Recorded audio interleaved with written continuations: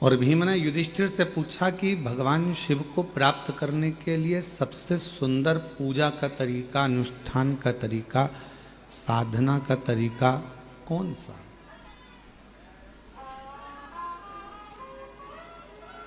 कोई एक तरीका ऐसा बता दो जिससे हम पूजन कर ले, अनुष्ठान कर लें, साधना कर लें। मेरी जीजियों, मेरे जीजाओं, पूजन के बहुत विधान हैं।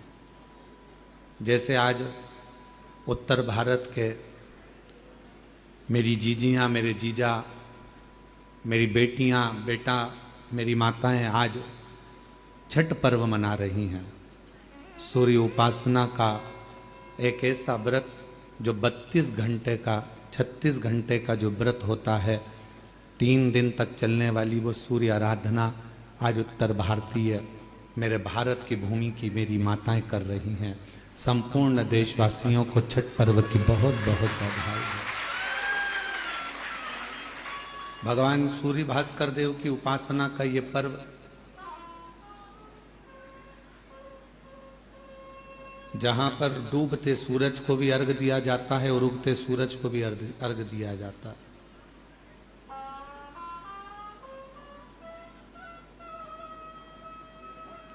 जहां भगवान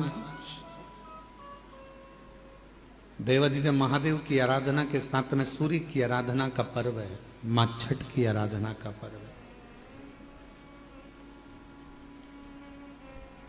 तो पूछा भीम ने युधिष्ठिर से कि भगवान की पूजन का सही नियम क्या है, भगवान शंकर की साधना का सही तरीका क्या है, उनकी उपासना का सही तरीका क्या है।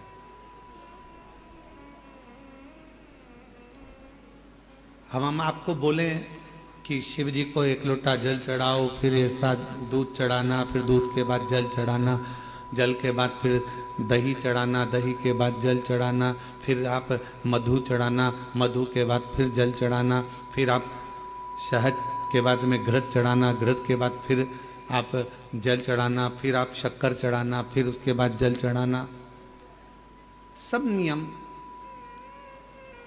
कोई ब्राह्मण देवता आएंगे, वो आपको एक नियम बनाएंगे कि इस तरह से पूजन करो। फिर कोई संत मिल जाएगा तो वो कहेगा कि इस तरह से पूजन करो।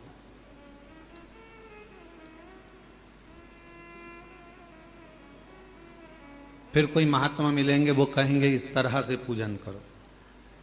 पर वही बात भीम ने युधिष्ठिर से पूछी कि पूजन का नियम क्या है, हम भगवान शंकर की पूजन कैसे करें, हम भगवान शंकर की आराधना साधना कैसे करें, क्या नियम हो सकता है। अब यहां जितनी माताएं बैठी हैं, हम एक एक को खड़ा करके पूछे हैं कि तुम बताओ कि शिव जी की पूजन का नियम क्या है। तो हम दामोदर प्रसाद जी से पूछेंगे, वो अलग नियम बताएंगे, उनके बेटे से पूछेंगे तो वो अलग नियम बताएंगे, बहू से पूछेंगे वो अलग नियम बताएंगे। बोलो सही है कि गलत है। जितने मेरे बाहर जीजियाँ बैठी हैं, जीजा बैठे हैं, जितनी माताएं बैठी हैं, जितने बच्चे बैठे हैं, उनसे पूछेंगे क्यों शिव जी के मंदिर जाते हो, हाँ क्या नियम से पूजन करते हो, तो कहेंगे हम झाड़ू लगा देते हैं, पोछा लगा देते हैं, जल चढ़ाते हैं, बेलपत्र चढ़ाते हैं, ये करते हैं, वो करते हैं। सबका अपना अपना नियम है, सब अपना नियम बता। भीम ने भी युधिष्ठिर से पूछा कि शिव पूजन का नियम क्या है।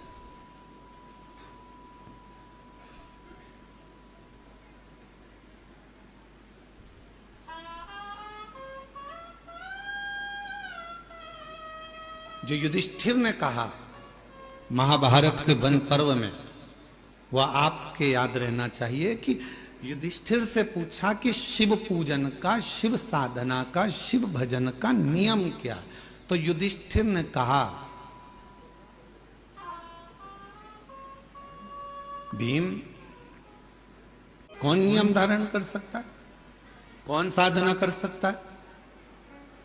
इस घोर कलयुग में तो कोई बड़ा से बड़ा बाबा जोगी भी आकर कह दे ना कि हम इतनी साधना करते हैं, तो शिव पुराण कहती है बड़ा मुश्किल है जी।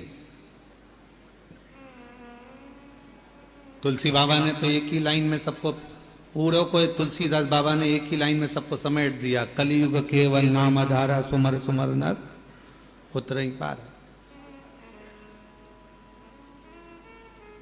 तुलसीदास बाबा को मालूम था कलयुग में बहुत सारे साधन बताएंगे, कोई इधर से आएगा ये बताएगा, कोई उधर से आएगा वो बताएगा, कोई कहेगा इसको भजो, कोई कहेगा उसको भजो, कोई कहेगा ऐसा करो, कोई कहेगा वैसा करो। तो तुलसीदास जी ने लिख दिया कि कलयुग केवल नाम धारा और सुमर सुमर नर उतर ही पार।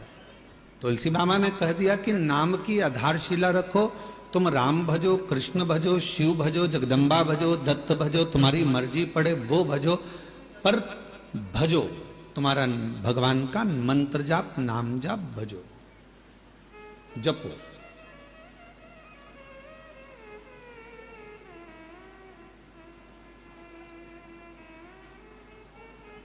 मंत्र जाप, साधना, नाम जाप, कीर्तन ये करो। स्पीकर ऑन चालू करो, बाहर के स्पीकर।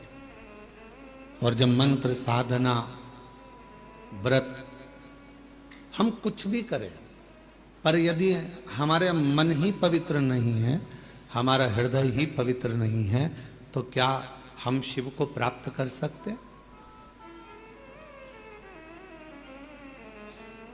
और मैंने तेरे ही भरोसे बाबा, तेरे ही भरोसे हवा बिच उड़ती जावांगी, बाबा डोर हत्थों छड़ी कटी जावांगी, भोले मैं तेरी शंभो मैं तेरी हवा बिच उड़ती जावांगी, बाबा डोर तो छड़ी नाम कटी जावांगी। शिव कथा कह रही है कि साधना में मन की पवित्रता होना चाहिए। बहुत लंबी पूजन जमाली हमारे पास, ये भी रखा है, ये भी रखा है, ये भी रखा है, ये भी रखा है, शिव जी को ये भी चढ़ाऊंगी, शंकर जी को ये भी चढ़ाऊंगी, शंकर जी को ये भी चढ़ाऊंगी, और मालूम पड़े मन शुद्ध नहीं है, मन का भाव शुद्ध नहीं है, तो परमात्मा कैसे मिलेगा?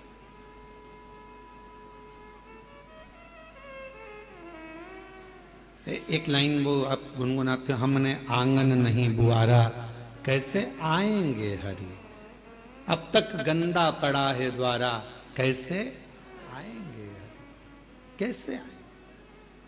उनको बुलाने के लिए हमारे मन के मेल को बाहर करना है।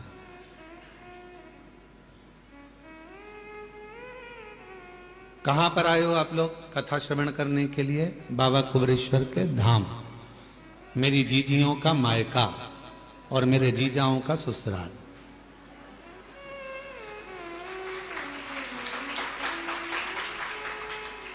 कभी आपने विचार करा कि सीहोर वाला महाराज हमेशा कहता है ये मेरी बहन जीजियों का मायका है और जितने पुरुष आते हैं उनका ससुराल है, ऐसा क्यों नाम रख दिया इस सीहोर का, इस कुबरेश्वर धाम का? बाकी के किसी धाम में तो ऐसा होता ही नहीं कि कोई रिश्ता होता है। किसी धाम में किसी का कोई रिश्ता बता दे कि हमारे काका जी वहां रहते हैं, ना मामा जी वहां रहते हैं, नाना जी वहां रहते हैं। केवल पूरी दुनिया में एक धाम है कुबरेश्वर धाम, जहाँ रिश्ता निभता है। जितनी मेरी बेटियां आती हैं, बहन आती हैं, माताएं आती हैं, उनका ये मायका है। और जितने पुरुष आते हैं, बच्चे आते हैं तो उनके नाना का घर है, और बड़े आते हैं तो उनका ससुराल है। तो ये एक परिवार। क्यों इस भूमि पर ऐसा क्यों है कि यहाँ संबंध है, रिश्ते हैं, नाते हैं। हमने आपका संबंध यहाँ कुबरेश्वर धाम से इसलिए जोड़ दिया क्योंकि जब भी बहन बेटी अपने मायके में जाती है तो मायके से जब भी आती है तो कुछ ना कुछ लेकर जरूर आती है। बोलो सही है कि गलत है? मायके से पिताजी भेजेंगे बेटी को तो भले एक बिस्कुट का पुड़ा दे दे, चाहे कुछ भी दे दे, एक साड़ी दे दे, नहीं दे तो 2 रुपया, 5 रुपया, 500 रुपया, 1000 रुपया दे, वो भी नहीं दे तो सामान, फल फ्रूट, मिठाई रखकर भेज देगी माँ बाप, पर कुछ ना कुछ दिए बिना बेटी को अपने घर से भेजते ही नहीं है। और दामाद अगर घर आता है और अगर नवासा घर आता है, नाना नानी के घर में अगर बच्चे आते हैं तो वो भी जाते हैं तो नानी नाना कुछ ना कुछ देकर भेजते हैं। जमाई आया तो उसको कुछ ना कुछ देकर भेजते हैं। इसलिए तो ये बहुत जरूरी है। और जो दामाद बहुत उद्दंडी होता है ना, बहुत लड़ता झगड़ता है बेटी से, तो उसको भी देकर भेजते हैं, उसको भी देकर भेजते हैं, भले गाली देकर भेजे पर भेजते तो है। भेजा तो। भीम ने पूछा युधिष्ठिर से कि शिव पूजन का विधान क्या है, भगवान को पूजने का विधान क्या। शिव महापुराण की कथा कहती है, महाभारत का वन पर्व कहता है, वन पर्व में लिखा है महाभारत के कि युधिष्ठिर कहते हैं भीम से कि जिस दिन तुम निर्मल हृदय से स्वच्छ मन से शंकर जी को यदि एक लोटा जल चढ़ा दोगे या नहीं भी चढ़ाकर कहीं पर भी बैठकर पंचाक्षर मंत्र नमः शिवाय या षडाक्षर मंत्र ओम नमः शिवाय या श्री शिवाय नमस्तुभ्यम का जप कर लोगे, शिव तुम्हारे जप को स्वीकार कर लेगा और वर देकर चला जाएगा, तुम्हें वर प्राप्त होगा। अब तुमसे कोई कहे कि तुमने मंदिर में जाकर पूजन को ऊपर नीचे कर दिया, तुमने मंदिर में जाकर पहले दूध चढ़ा दिया, फिर जल चढ़ा दिया, उसके बाद में तुमने फिर कुछ चढ़ा दिया, पहले जल चढ़ाकर फिर तुमने बेलपत्र चढ़ा दी, इतने में किसी ने देख लिया, देखते से ही वो बोली तुमने तो गलत काम किया, पहले तो जल चढ़ना था फिर बेलपत्र चढ़ना थी, और तुमने बेलपत्र चढ़ा दी उसके बाद जल चढ़ा दिया, तुमने तो ऐसा कर दिया, तुमने तो चावल का दाना ऐसा चढ़ा दिया, तुमने तो वैसा कर दिया। उसको समझा कर कह देना, हजारों तरह के मनुष्य संसार में रहते हैं तो हजारों तरह की पूजा भी संसार में होती है। 33 कोटि देवताओं ने भगवान शंकर की आराधना 33 कोटि देवताओं ने 33 कोटि तरह से करी है।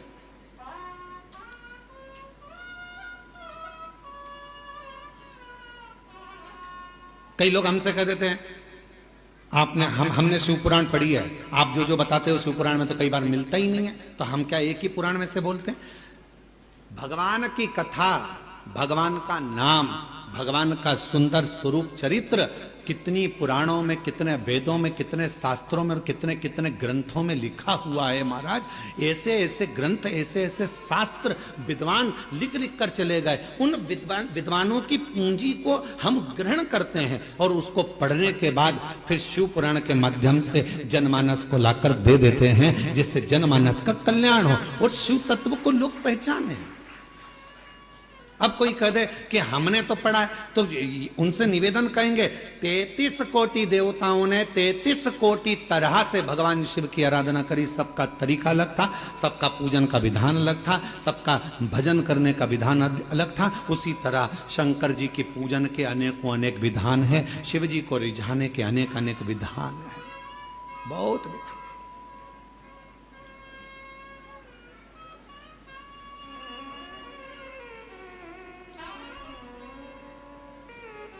सबका तरीका अपना, पूजन का नियम सबका अपना। कभी भी यह मत सोचना कि मैंने इस तरह से पूजन करी, भगवान स्वीकार करेगा कि नहीं करेगा। कभी यह मत सोचना कि मैंने भगवान को ऐसे पूजा है, भगवान स्वीकार करेगा कि नहीं करेगा। कभी यह मत सोचना कि मैंने तो इस तरह से व्रत कर लिया, भगवान स्वीकार करेगा कि नहीं करेगा। मैंने तो इस तरह से कथा सुनी, भगवान स्वीकार करेगा कि नहीं करेगा।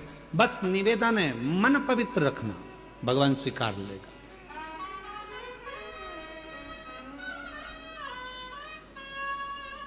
जब मन की पवित्रता होगी तो शिव उसको स्वीकारेगा,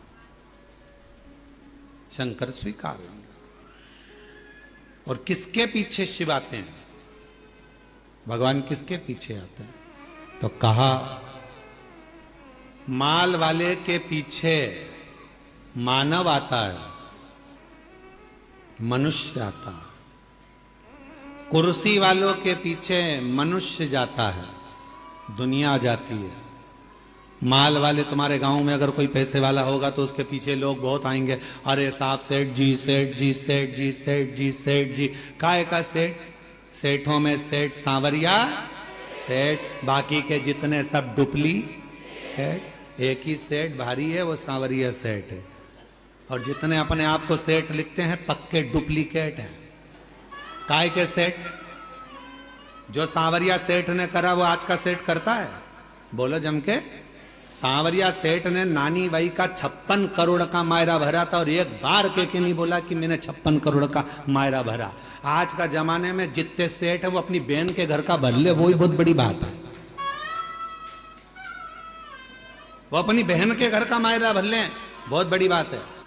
कोई कहेगा ओम नमः शिवाय बोलो, कोई कहेगा नमः शिवाय बोलो, कोई कहेगा ये बोलो, कोई कहेगा वो बोलो, कोई कहेगा श्री शिवाय नमस्तुभ्यं, कोई कहेगा राम बोलो, कोई कहेगा ओम नमः भगवते वासुदेवाय बोलो, कोई कहेगा कृष्ण बोलो, कोई कहेगा दत्त बोलो, कोई कहेगा, सबका अपना 33 कोटि देवता हैं तो 33 कोटि तरीके शंकर को रिझाने के हैं। 33 कोटि तरीके से शिव का पूजन होता है।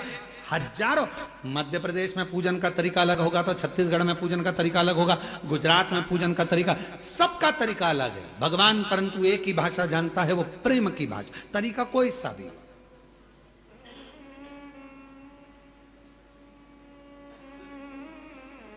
गुजरात के लोग क्या बोलते हैं, कौन सी भाषा? छत्तीसगढ़ वाले बोलो बोलो बोलो छत्तीसगढ़िया। पंजाब के